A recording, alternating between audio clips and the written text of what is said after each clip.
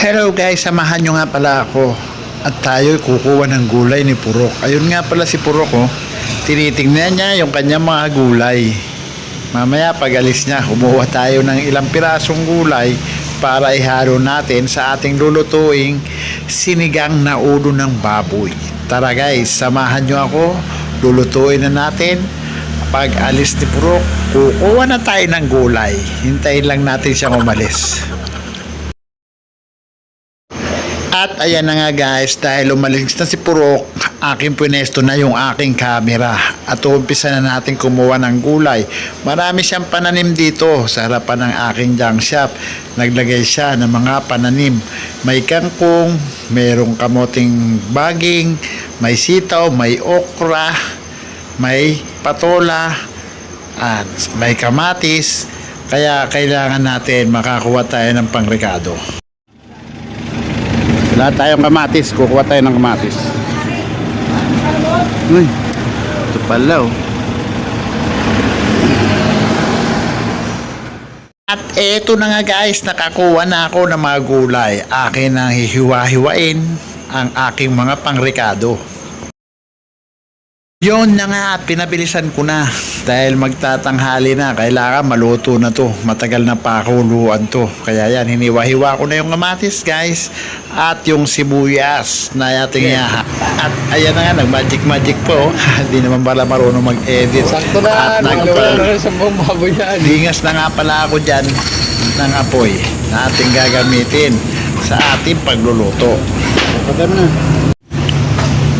Ayan na nga guys, umpisahan natin magluto. Tingnan nyo lang maigi guys. Tara na!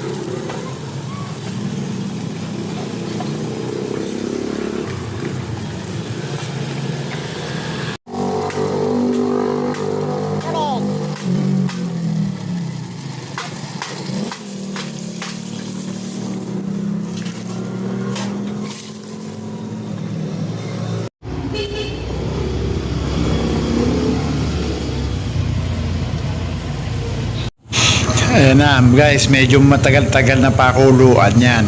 Kaya ang gagawin natin guys, habang naghihintay tayo, magbaklas muna tayo ng aircon.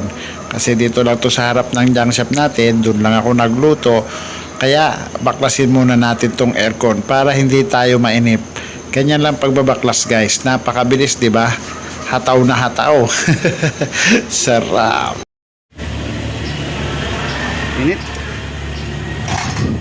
At ayan na nga guys, sinandukan ko na syempre si Purok natin, bibigyan natin kasi kumuha tayo ng gulay doon, kaya bibigyan natin, hindi tayo nagpaalam nung kumuha tayo ng gulay. Pasensya na Purok leader, eto bibigyan ka na lang namin ng sabaw at nang matikman mo din ang iyong mga tanim. Kaya kailangan magpaalam tayo guys para hindi magalit sa atin ang Purok leader natin. At ayan na nga, umpisa na natin kumain guys. Napasarap talaga. Mainit-init pa guys. Tignan nyo naman, napakasarap ng ating inihanda ngayong tanghalian. Tara guys, samahan nyo kami sa aming pagkain. And 5, 4, 3, 2, 1. Kain na tayo guys. Salamat po sa pinili. Let's eat.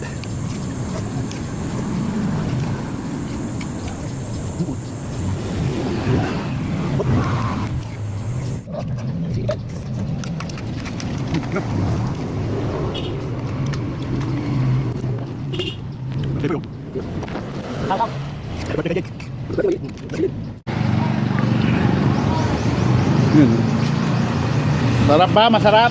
Sarap. Kulang sa gulay. Wala nang talbos dun eh. Wala makuha kaya na ito.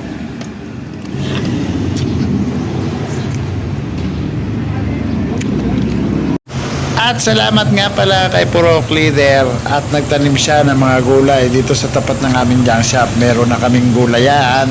Kaya kung saan nakaabot ang video na to, pa-like and follow naman. Pa-subscribe and don't forget to hit the notification bell.